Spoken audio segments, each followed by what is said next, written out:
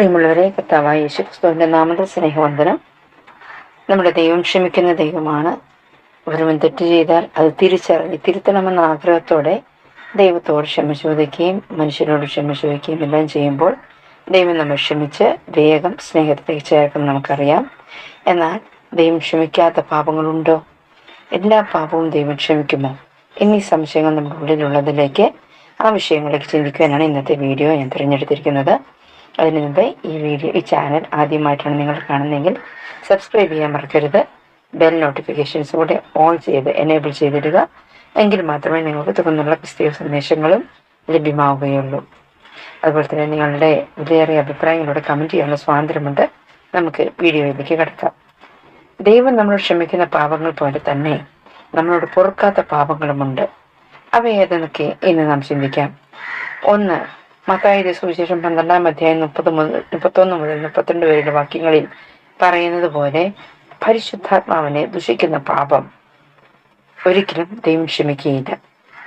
ദൈവത്തിന്റെ വചനം ഇങ്ങനെയാണ് പറയുന്നത്: അതുകൊണ്ട് ഞാൻ നിങ്ങളോട് പറയുന്നത്, സകല പാപവും ദൂഷണവും മനുഷ്യരോട് ക്ഷമിക്കും, ആത്മാവിന് നേരെയുള്ള ദൂഷണമോ ക്ഷമിക്കുകയില്ല.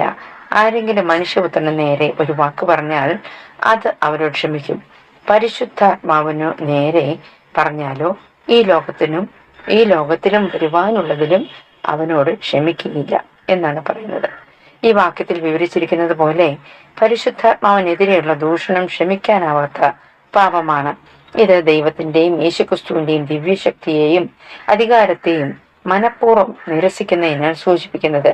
അതുകൊണ്ട് നിങ്ങൾ കാണുന്ന പരിശുദ്ധാത്മാവിന്റെ പ്രവൃത്തികളെ കാണുമ്പോൾ അതിനെതിരെ ദൂഷണം പറയാതിരിക്കാൻ നിങ്ങളെ തന്നെ ശ്രദ്ധിക്കുക. രണ്ടാമത്തെ പാപം മനഃപൂർവ്വം വീണുപോകുന്നതാണ്. ആ വാക്യം പറയുന്നത് എബ്രായർക്ക് എഴുതിയ ലേഖനം 6-ാം അധ്യായം 4 മുതൽ 6 വരെയുള്ള വാക്യങ്ങളിൽ പറയുന്നു: ഒരിക്കൽ പ്രകാശനം ലഭിച്ചിട്ട് സ്വർഗീയ ദാനം ആസ്വദിക്കുകയും പരിശുദ്ധാത്മാവിനെ പ്രാപിക്കുകയും ദൈവത്തിന്റെ നല്ല വചനവും വരുവാനുള്ള ലോകത്തിന്റെ ശക്തിയും ആസ്വദിക്കുകയും ചെയ്തവർ പിന്മാറിപ്പോയാൽ തങ്ങൾക്ക് തന്നെ ദൈവപുത്രനെ വീണ്ടും ഘോഷിക്കുന്നവരും അവന് ലോകാപവാദം വരുത്തുന്നവരുമാകൊണ്ട് അവരെ പിന്നെയും മാനസാന്തരത്തിലേക്ക് പുതുക്കുവാൻ കഴിവുള്ളതല്ല.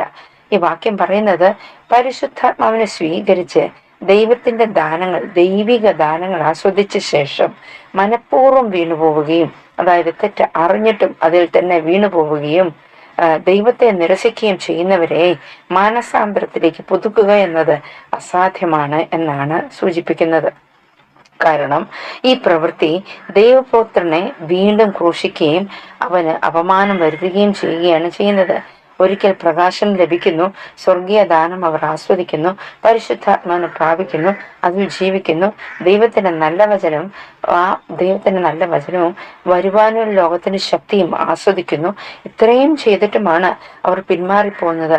അങ്ങനെ പിന്മാറിപ്പോകുന്നവര് തങ്ങൾക്ക് തന്നെ ദൈവത്തിനെ വീണ്ടും ക്രൂശിക്കുന്നവരായി തീരുന്നു. ദൈവത്തിന് ലോക അപവാദം, ദൈവനാമം ദുഷിക്കുവാൻ കാരണമായി തീരുന്നു. അങ്ങനെയുള്ളത് കൊണ്ട് അവർക്ക് വീണ്ടും മാനസാന്തരപ്പെടുവാനും മാനസാന്തരത്തെ പുതുക്കുവാനും കഴിവ് ഉണ്ടാവാനും കഴിയുകയില്ല എന്നാണ് പറയുന്നത്. മൂന്നാമത് പറയുന്നത് മനഃപൂർവമായ പാപമാണ് പറയുന്നത്. എബ്രായർക്ക് എഴുതിയ ലേഖനം 10-ാം അധ്യായം 26-27 വാക്യങ്ങളിൽ പറയുന്നത്: സത്യത്തിന്റെ പരിജ്ഞാനം ലഭിച്ച ശേഷം നാം മനഃപൂർവ്വം പാപം ചെയ്താൽ പാപങ്ങൾക്ക് വേണ്ടി ഇനി ഒരു യാഗവും ശേഷിക്കാതെ ന്യായവിധിക്കായി ഭയങ്കരമായൊരു പ്രതീക്ഷയും എതിരികളെ ദഹിപ്പിക്കുവാനുള്ള ക്രോധാഗ്നിയുമേ ഉള്ളൂ. സത്യം അറിഞ്ഞതിന് ശേഷം മനഃപൂർവ്വം പാപം ചെയ്യാൻ തീരുമാനിക്കുന്നത്, മനഃപൂർവ്വം പാപം ചെയ്യുന്നത് ന്യായവിധിയുടെ ഭയാനകമായ പ്രതീക്ഷയിലേക്ക് നയിക്കുന്നുവെന്നും ദൈവത്തിനെതിരായ കഠിനമായ മത്സരത്തിന്റെ അവസ്ഥയെ പ്രതിഫലിപ്പിക്കുന്ന പാപങ്ങൾക്കായി ഇനിയൊരു യാഗവും അർപ്പിക്കുന്നില്ലെന്നുമാണ് ഇവിടെ പറയുന്നത്. നാലാമതായി പറയുന്നത് പരസ്പരം ക്ഷമിക്കാത്തവർ. മത്തായിയുടെ സുവിശേഷം 6-ാം അധ്യായം 14 മുതൽ 15 വരെയുള്ള വാക്യങ്ങളിൽ പറയുന്നത്: നിങ്ങൾ മനുഷ്യരോട് അവരുടെ പിഴകളെ ക്ഷമിച്ചാൽ സ്വർഗസ്ഥനായ നിങ്ങളുടെ പിതാവ് നിങ്ങളോടും ക്ഷമിക്കും. നിങ്ങൾ മനുഷ്യരോട് പിഴകളെ ക്ഷമിക്കാഞ്ഞാലോ നിങ്ങളുടെ പിതാവ് നിങ്ങളുടെ പിഴകളെയും ക്ഷമിക്കുകയില്ല എന്നാണ് പറയുന്നത്. ദൈവത്തിന്റെ ക്ഷമ ലഭിക്കുന്നതിന് നാം മറ്റുള്ളവരോട് ക്ഷമിക്കുക എന്നത് നിർണായകമാണ് എന്നാണ് മത്തായിയുടെ സുവിശേഷത്തിൽ ഊന്നി പറയുന്നു. നാം മറ്റുള്ളവരോട് ക്ഷമിക്കാഞ്ഞാൽ, ക്ഷമിക്കാൻ സമ്മതിക്കാഞ്ഞാൽ ദൈവം നമ്മുടെ തെറ്റുകൾ ക്ഷമിക്കുകയില്ല. എത്ര പ്രാർത്ഥിച്ചാലും ക്ഷമിക്കുകയില്ല. നമ്മുടെ സ്വന്തം ജീവിതത്തിൽ ദൈവത്തിന്റെ കരുണയും ക്ഷമയും പ്രതിഫലിപ്പിക്കേണ്ടതിന്റെ പ്രാധാന്യം ഇവിടെ അടിവരയിട്ട് പറയുന്നു. നാം ദൈവത്തോട് ചോദിക്കുമ്പോൾ ഏത് പാവം ദൈവം നമ്മൾ ക്ഷമിച്ചു തരുന്നില്ലേ? അങ്ങനെയാണെങ്കിൽ നാമും മറ്റുള്ളവരെ ക്ഷമിക്കണം. ദൈവിക സ്വഭാവം നമ്മളിലും ഉണ്ടായിരിക്കണമെന്നാണ് പറയുന്നത്. തിരുവചനത്തിൽ പറയുന്നുണ്ടല്ലേ, കടംപെട്ടിരിക്കുന്ന ഒരുവൻ അവന്റെ ദാസൻ ഇളച്ചു കൊടുക്കുന്നു. എന്നാൽ അവൻ ചെന്ന് ആ ഇളവ് കിട്ടിയവൻ അവന്റെ അടിമയോട് ചെന്ന് മുഴുവൻ കടവും വീട്ടണം എന്ന് പറയുന്നതും ഇത് കണ്ട ദാസൻ തിരിച്ച് ഇളച്ചു കൊടുത്തവന് വേണ്ടുന്ന ശിക്ഷാവിധി കൊടുക്കുന്നതൊക്കെ നാം കേൾക്കുന്നു.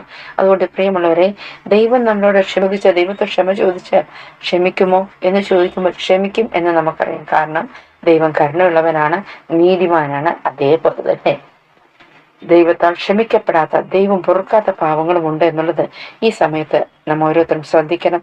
ഇത് നിങ്ങളുടെ ശ്രദ്ധയിലേക്ക് വരണം. പരിശുദ്ധാത്മാവിനെ ദുഷിച്ചാൽ ദൈവം ക്ഷമിക്കുകയില്ല. മനഃപൂർവ്വം പാപം അറിഞ്ഞിട്ടും അതിൽ വീണു പോകുന്നത് അത് ദൈവം ക്ഷമിക്കുകയില്ല.